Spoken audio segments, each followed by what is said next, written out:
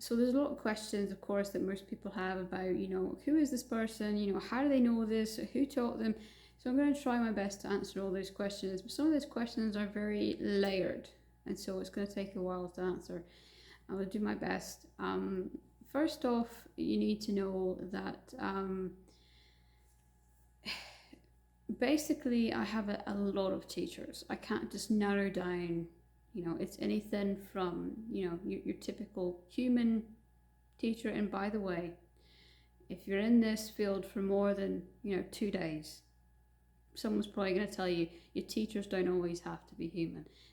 I'm not the only one that says that.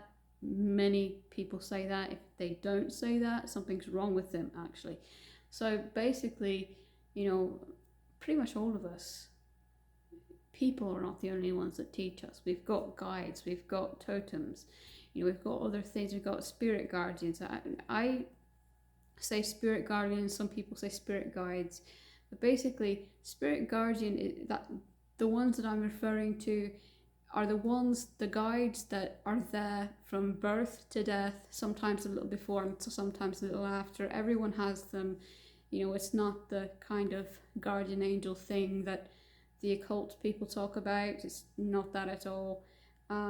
It's just they're there from birth to death, and they're there to guide you throughout your life's mission, what your purpose is and what your greater purpose is supposed to be. They're trying their hardest to make you, guide you down that path. So they can't make you, but they're trying to lure you down that path. So anyway, they can become really powerful teachers if you listen. A lot of the things that I had to learn, not many people still knew, but one person did. And he was a teacher actually from when I was very young. And I didn't even realize at the time exactly what was happening. But when I was really young, this man actually worked with my father. And it was a regular job, just a regular job. But on the side, after he went home for the day, he goes by the name, I think, Walking Crow. Walking Crow or Walking Bird, but I really want to say Walking Crow. And I realise a lot of people have that name. But anyway, he went home at the end of the day, and he was a teacher. He was what you call a grandfather, a Native American grandfather, someone who taught, and I believe he was also a medicine man. So he had this kind of like a camp for kids, and it was kind of like a day camp. So you could go there, and at the end of the day, your parents would pick you up. And I believe I might have been standing there when he offered. I don't know. I really can't remember. But anyways, my father, was talking about me to him. And he said, if you ever need, somebody to watch your kid for a while, we have this program. I don't think he went into any detail, because if he would have told my father what it was, I would have never been allowed to go. Never. My parents were the kind of 1600s Abrahamic, barbaric-minded people, and I'm not saying that lightly. They abused me to the point where some things I should have died from. And really my entire family's like that, probably except my granny. So she was always really nice to me. Anyway, I think he knew something was wrong. I think he could sense it. This man definitely could see visions. So I think, I don't know what he saw. I don't know what he sensed, but he sensed something. And I think his entire plan at that very moment was to help me. And I think it wasn't just offering daycare or something. He was trying to help me because he knew I needed it. He knew that definitely my family wasn't going to teach me something like what he needed to teach me. And he knew I probably wasn't ever going to get another chance because he was one of the only people who knew it. If not for Walking Crow, I probably would have doubted everything. And I probably would have stayed a skeptic forever. If not a skeptic, I would have at least stayed a skeptic of myself, of my own abilities. If not for him and the things that he said to me. One of the last times that that I went to that camp, and one of the last times we talked, he had told me, don't forget all this, because one day you'll need to remember it. And when you do remember it, it'll all make sense. I was really young. Of course, there was a time where I did forget nearly all of what he said. But something jogged my memory one day, and when I remembered it, the first time, it didn't all make sense. But later in life, it definitely clicked. He would take me aside, and all these other kids, they had the privilege of their parents, probably being already into this, already knowing about this, already teaching them. And I was the new person, and my parents would never teach me about that. So, he would take me aside and teach me things that all the other kids already knew. He would teach me about the totems, and he would teach me about the herbs, and he'd teach me about all sorts of stuff. One time he took me aside and he said, let's go on a walk. And so we went on a walk, and he took me to a fern, and he said, this fern is very powerful medicine. You rub it on you like this, and it'll heal your wound. And I said, but I don't have a wound on my hand.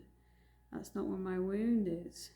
And he said, I know, but it'll still heal it. And it felt really soothing. It's hard to explain, but it felt really soothing. And that was one of the first times that I had witnessed magic, healing magic, that I knew what it was, in one light or another. I knew that fern is what made me feel better. And somehow he knew that my family was hurting me, I think. Anyway, I don't know how much he knew, but I knew that he had a plan. He knew enough. He always said things very vaguely. He was one of the very few people who believed in the ancient way, the ancient magic. And so, unlike most Native American people who now believe that you can only shapeshift in the dream realm, he was one of those that believed that you could shapeshift in the physical realm. And he told me that one day when I was ready, I would get my wolf teeth, but it would not happen until I was ready. He told me that I was a shapeshifter, but I really did not know what it meant. I really did. And I don't have my wolf teeth yet, but I have actually gotten somewhere with the shifting. Partially shifted. I'll talk about that later in the shifting video. Anyway, all that stuff just went out of my head. After I grew up and didn't believe in magic anymore, I just assumed it was a man trying to help a child have an imagination who wasn't allowed to have an imagination at home, And then I realised that this wasn't for fun, this wasn't a game. He was being, just the way that he said the words, and I can't really put it into words. I can't really say, it would take too long to say everything that he said, but the way that he said it was so specific and yet so vague at the same time. It was specific enough that you knew that was the only thing that he could have been talking about, but it was vague in the sense that you had to put together the riddle. And I didn't really think about this until it all blew up in my face one day. When magic came to me like a volcano, literally just kept hitting me in the face. I kept trying to say I'm crazy. I kept trying to say it's all in my head. Specifically, animal telepathy, that kept hitting me in the face. And so, especially an owl, several owls actually, the owl totem was really following me closely then. And this just, I mean, at first I thought it was crazy, but then the owl would show up at times where it was too coincidental. And so I decided, okay, I'm going to take people in to hike in the same area that I've been walking on these trails, and they're going to see the owl. And if they see the owl, then the owl can't be imaginary. It has to be real. So I didn't say anything, and I waited until they saw this owl, and they're like, "Oh, did you see that? It's like flew right. It's like it's sitting on a branch like 5 feet away. Do you see it? You know?" And I'm like, "Yeah, it's there all the time. You know, it happens all the time." The owl would follow me. It would literally follow me and I would hear these like conversation in my head with this owl, and I thought it was crazy. So I thought maybe the owl following me wasn't real. But then when these people were saying, "Do you see that owl?" I was like, okay, I can't pretend anymore. And that was a point where I broke down, and the harshest skeptic just crumbled away. So I went from a kid with a gigantic imagination to a really harsh skeptic to someone who now believes that animal telepathy is real. And it just kind of snowballed from there. Other things, other types of magic also hit me in the face over and over and over and over again. And it was at the point where I just could not pretend that it was anything other than what it actually was. So that's kind of how it got me into believing about magic. Then when I actually got into the religion of paganism, it was somebody that actually had taken me aside and said, "You know what, you're not crazy, here, let me show you." And they were Native American based also, but paganism actually is what I gravitated towards ultimately. I think that's what I was meant to learn anyway. But this person had kind of reminded me of some of the basics, some of the stuff that Walking Crow had said. And at that point it was like, Walking Crow. And I started to remember Walking Crow and remember everything he said. I was like, oh my gosh, this has happened before. And so at that point I just knew it was something I was meant to do. And I was meant to learn, and they just started teaching me some of the very, very basic stuff. And then everything else was my spirit guides, spirit guardians, whichever one you want to call, and the terminology people. Anyway, totems, definitely a lot of totems, even things like stones, rivers, trees. You know, anyone will tell you that is in this field, if they're being honest. Your teacher does not have to be human. If they want your money and they want you to pay to be taught, then maybe they'll say that the only way is to apprentice. That's not true. You can apprentice nature, you can apprentice your spirit guardians, you can apprentice a lot of things that are not human. And so I'm still learning, you know, I am still learning. I think anyone that says that they learned everything and they know everything is not saying the truth. So it's still, after 11 years of it, I'm still learning.